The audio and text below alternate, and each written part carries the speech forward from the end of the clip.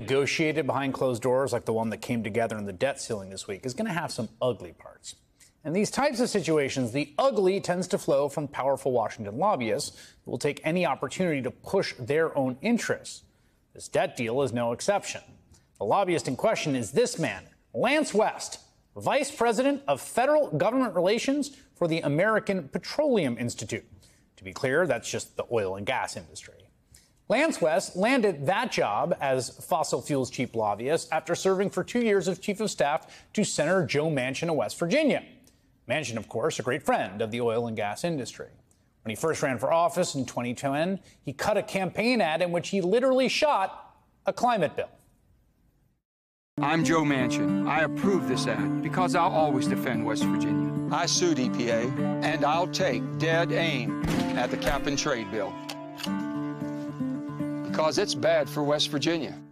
Now, he got elected, and Manchin has not always lived up to that anti-climate tough guy shtick. To his great and enduring historical credit, he cast the deciding vote for the Inflation Reduction Act last year, the single largest investment in climate and clean energy in American history.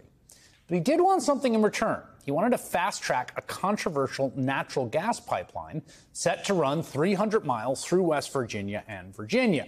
Completion of the so-called Mountain Valley Pipeline has been held up in the courts, with concerns about environmental damage on national lands and in waterways. Also, opposition to the pipeline has not only come from folks concerned about the environment.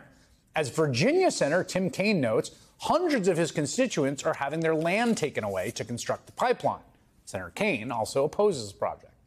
So you've got an unpopular pipeline project promised to a West Virginia senator whose former chief of staff is now a top oil and gas lobbyist. You will never guess which pet project made its way to the debt ceiling bill.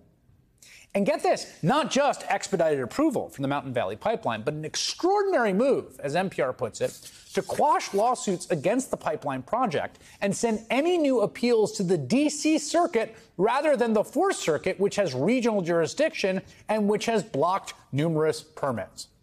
Basically, provisions in this bill will eliminate the arduous process of getting permits to build the pipeline on federal land. It will hasten completion of the whole thing, wrapping it up in a bow to whiz through Congress, be signed by the president before the deadline to raise the debt ceiling next week.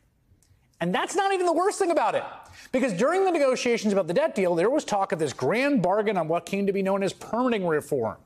The idea was to overhaul the national permitting process for big energy projects, crucially, both fossil fuel projects and clean energy projects. The idea was that you could make it easier for everyone to get through federal red tape, particularly as lots of green energy infrastructure needs to be built out in the coming years. This is particularly urgent for new transmission lines, which are very hard to get built, even though we are going to need a ton of them to connect the new carbon-free energy we're building to the grid. But all that ended up in the deal for the clean energy is, get this, a study on transmission lines. A study! Manchin gets a pipeline, the Earth gets a study. That tells you what the whole conversation was really about. As Lance West, vice president at the American Petroleum Institute, articulated, quote, "I'm just a man in a lobbying job like any other. I meet with everybody about permitting reform." Well, now I guess we know what permitting reform actually means.